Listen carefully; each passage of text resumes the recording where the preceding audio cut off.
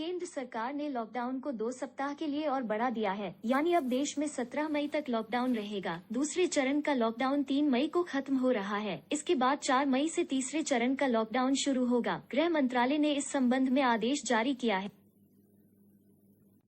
देश को red, orange और ग्रीन जोन में बांटा गया है। ग्रीन जोन में बसें चल सकेंगी, लेकिन बसों की क्षमता 50% से ज्यादा नहीं होगी। अगर किसी बस में 60 सीटें हैं, तो उसमें 30 से ज्यादा यात्री नहीं होंगे। इसी तरह डिपो में भी 50% से ज्यादा कर्मचारी काम नहीं करेंगे। इन जिलों में सैलून समेत अन्य जरूरी सेवाओं और वस्तुएं मुहैया कराने वाले संस्थान भी 4 मई से खुल जाएंगे। ऑरेंज जोन में बसें नहीं चलेंगी, लेकिन कैब की अनुमति होगी।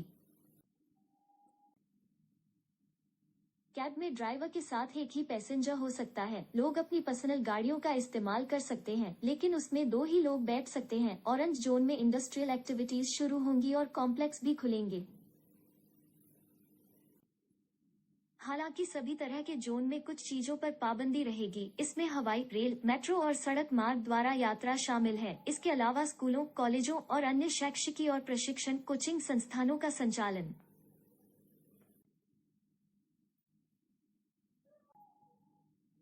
होटल और रेस्तरां, बड़े सार्वजनिक समारोहों के स्थान जैसे कि सिनेमा हॉल, मॉल, जिम, खेल परिसर आदि बंद रहेंगे। सामाजिक, राजनीतिक, सांस्कृतिक और अन्य प्रकार की सभाओं पर पाबंदी जारी रहेगी।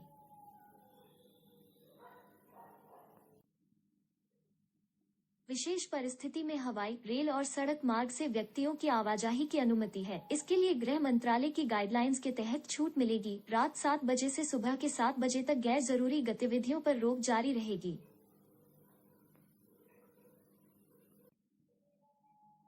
इसे लागू कराने के लिए स्थानीय प्रशासन धारा 144 की मदद ले सकता है। सभी जोन में 65 साल से ऊपर के व्यक्ति, प्रेग्नेंट महिला, 10 साल से कम उम्र के बच्चे को घर में रहना होगा।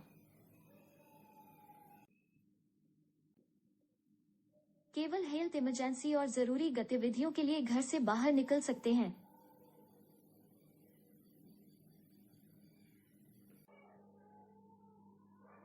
हर तरह के जोन में ओपीडी और मेडिकल क्लिनिक खुल सकते हैं। उन्हें सोशल डिस्टेंसिंग और अन्य तरह के सुरक्षा मानकों का पालन करना होगा। हालांकि कंटेनमेंट जोन में इसकी इजाजत नहीं होगी।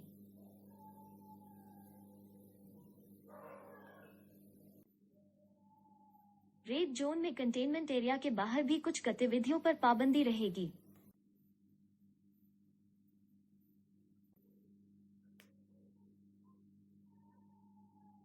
इसमें cycle rickshaw, auto rickshaw, taxi, एक जिले से दूसरे जिले में चलने वाली बसें, स्पा और सैलून बंद रहेंगे। रेड जोन में कुछ और गतिविधियों की इजाजत होगी।